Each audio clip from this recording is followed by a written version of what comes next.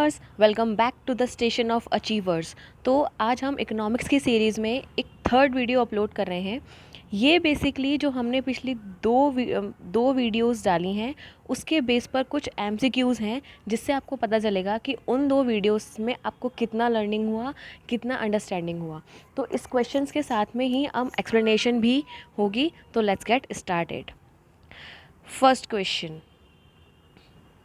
which type of economy do consumers and producers make their choices based on the market forces demand and supply? मतलब समझा देती हूँ, किस तरह की इकोनॉमी में डिमांड एंड सप्लाई के बेस पर जो कंज्यूमर्स एंड प्रोड्यूसर्स होते हैं वो अपनी चॉइसेस क्रिएट करते हैं। You have 5 seconds.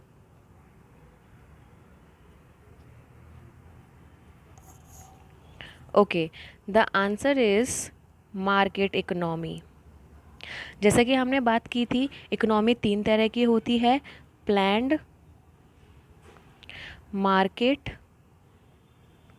And mixed. Planned में सारा कंट्रोल गवर्नमेंट के हाथ में होता है, मतलब पब्लिक सेक्टर के हाथ में होता है। मार्केट में सारा कंट्रोल प्राइवेट सेक्टर्स के हाथ में होता है, और मिक्स्ड में दोनों मिलकर काम करते हैं। प्लान्ड में जो प्रोड्यूसर्स एंड कंज्यूमर्स होते हैं, प्रोड्यूसर्स तो होते ही नहीं है, प्रोड्यूसर सिर्फ गवर्नमेंट होती है, और प्लान्ड इकोनॉमी ही होती है वो, मतलब प्लान तरीके से प्राइजेस डिसाइड किए जाते हैं। Market economy is the economy जहाँ पर डिमांड एंड सप्लाई के बेस पर प्राइस डिसाइड होते हैं, कंज्यूमर्स एंड प्रोड्यूसर्स अपनी चॉइसेस क्रिएट करते हैं, और मिक्स्ड में सब मिलकर काम करते हैं। होप ये क्वेश्चन क्लियर होगा। नेक्स्ट बात करते हैं, under a free economy. Market economy को ही फ्री इकोनॉमी भी कहा जाता है। फ्री इकोनॉमी प्राइजेस कैसे होते हैं? रेगुलेटेड होते हैं, determined through free interplay of demand and supply. Demand and supply के बेस पर डिटरमाइन होते हैं। पार्शियली रेगुलेटेड होते हैं और पार्शियली नहीं, या none of these. 5 seconds.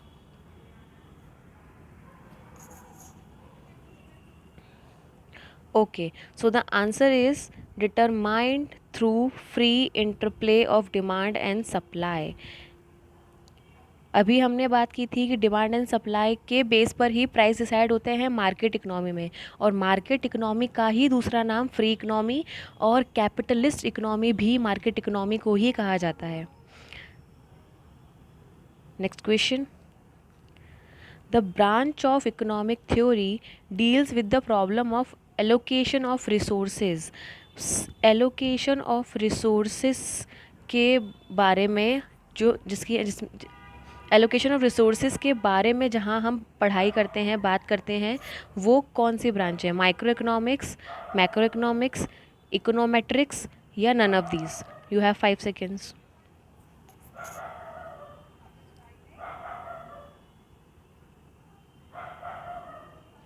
Okay, so the answer is macroeconomic. क्यों? क्योंकि रिसोर्सेज जो कंट्री के होते हैं उसको हम एलोकेट कैसे करेंगे, ये एक बड़े लेवल पर बात होगी। माइक्रो इकोनॉमिक्स में हम लोग स्मॉल लेवल की बात करते हैं, और मैक्रो इकोनॉमिक में हम एग्रीगेट लेवल की बात करते हैं। एग्रीगेट का मतलब होता है होल कंट्री के बारे में जब हम बात करेंगे। होप क्लियर होगा। आगे बढ़ते हैं। A study of how increase in the corporate income tax will affect the natural unemployment rate is an example of। किस तरह की इकोनॉमिक्स में इसको स्टडी किया जाएगा? Macroeconomics, descriptive economics, microeconomics, या normative economics. 5 seconds you have, learners.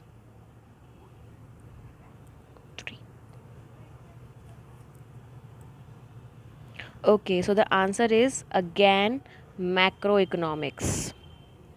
हमें पता है नेचुरल अनएम्प्लॉयमेंट रेट की जब हम बात करेंगे तो वो होल कंट्री के बारे में बात होगी, ठीक है। और इनकम टैक्स भी कंट्री पर लगता है, ना कि किसी एक पर्टिकुलर इंडिविजुअल या फर्म पर। तो ये जो स्टडी होगी वो मैक्रो इकोनॉमिक्स में होगी। डिस्क्रिप्टिव जो होती है उसको हम पॉजिटिव इकोनॉमिक्स भी कहते हैं। इसमें सिर्फ इतना बता दिया जाता है कि क्या है, क्या था, और क्या हो सकता है। मतलब what was the problem and how it was solved, what is the problem, how it is solving, what will be the problem and कैसे उसको सॉल्व किया जाएगा। माइक्रो इकोनॉमिक्स में हम इंडिविजुअल की बात करते हैं, इंडिविजुअल पर्सन भी हो सकता है, इंडिविजुअल कंज्यूमर हो सकता है, इंडिविजुअल प्रोड्यूसर हो सकता है, या इंडिविजुअल फर्म हो सकती है, कुछ भी। नॉर्मेटिव में हम बात करते हैं क्या होना चाहिए, क्या प्रॉब्लम है और इसका सॉल्यूशन कैसे होना चाहिए, व्हाट ऑट टू बी या व्हाट शुड बी। क्लियर? अगर ये सब आपको डिटेल में पढ़ना है तो इसके रिगार्डिंग ही पिछली 2 वीडियोस हमने बनाई हैं, इकोनॉमिक्स की सीरीज़ ही चल रही है, you can find that on the channel. Okay, आगे बढ़ते हैं। Which of the following falls under microeconomics. Microeconomics में क्या आएगा? National income, general price level, factor pricing या national savings and investment. 5 seconds.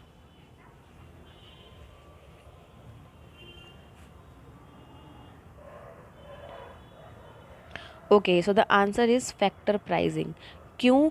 क्योंकि नेशनल इनकम एक aggregate income है, पूरी कंट्री की इनकम होती है। जर्नल प्राइस लेवल पूरी कंट्री में प्राइस लेवल की बात करता है। नेशनल सेविंग्स एंड इन्वेस्टमेंट पूरी कंट्री में जितनी सेविंग्स एंड इन्वेस्टमेंट हो रही है उसकी बात करता है।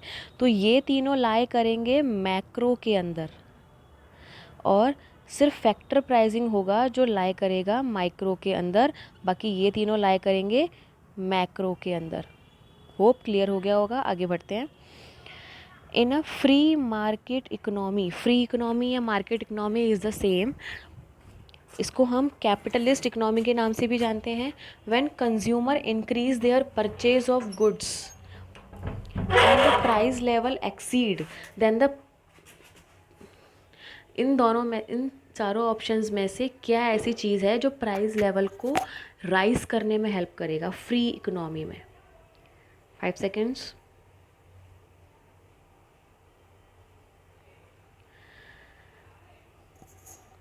अभी ऊपर से पढ़ते हुए आ रहे हैं हम, फ्री इकोनॉमी में प्राइस लेवल को 2 ही चीज़ें इफेक्ट करती हैं, that is demand and supply.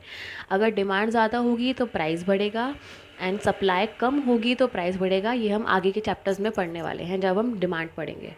Okay, आगे बढ़ते हैं। According to Robbins, means are, जो मीन्स, जो हमारे पास रिसोर्सेज हैं वो क्या हैं? स्केयर हैं, अनलिमिटेड हैं, अनडिफाइंड हैं या ऑल ऑफ दीज हैं?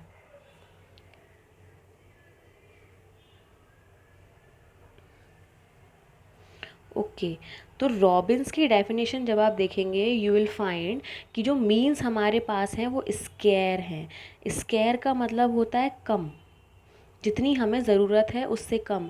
अगर हमें 2,000 रुपये चाहिए और हमें फैमिली से सिर्फ 1,500 रुपये मिल रहे हैं, this was example of last class, तो हम जितनी रिक्वायरमेंट है उससे कम रिसोर्सेज है हमारे पास अपनी आवश्यकताओं को पूरा करने के लिए, अपनी नीड्स को फुलफ़िल करने के लिए, दैट इज़ कॉल्ड स्कैरसिटी। और रॉबिन्सन ने कहा है कि हमें, हमारी वॉन्ट्स तो अनलिमिटेड हैं लेकिन मीन्स जो हैं उसको पूरा करने के लिए जो रिसोर्सेज हैं वो स्केयर हैं, मतलब लिमिटेड हैं। आगे बढ़ते हैं। Who wrote the nature and causes of wealth of nation, ये एक बुक है। इस बुक का ना, ये बुक किसने लिखी थी ये आपको बताना है। This was the matter of first class, हमने फर्स्ट क्लास में ही इसके बारे में बात की थी। Okay, so the answer is Adam Smith. Adam Smith की बुक है ये, और एडम स्मिथ को ही फादर ऑफ इकोनॉमिक्स भी कहा जाता है। आगे बढ़ते हैं। प्राइस थ्योरी, हमने डिफरेंशिएशन में पढ़ा था कि प्राइस थ्योरी हम किसको बोलते हैं? माइक्रो इकोनॉमिक्स को प्राइस थ्योरी बोलते हैं। तो प्राइस थ्योरी किससे रिलेट करती है?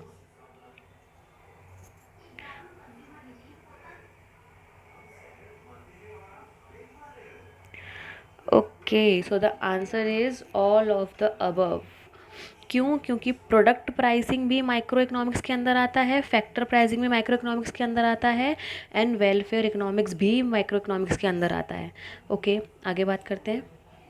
Macro economics deal with, macro economics deal with theory of distribution, theory of economic growth, theory of income and employment, या all of the above.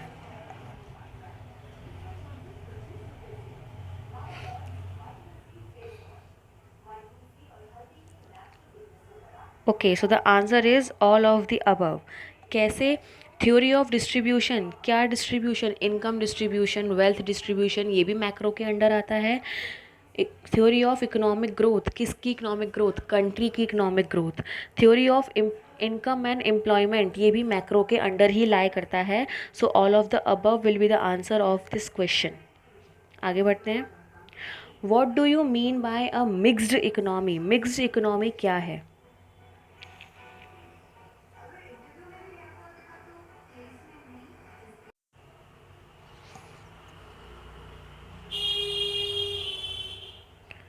Okay, so the answer will be public and private sectors.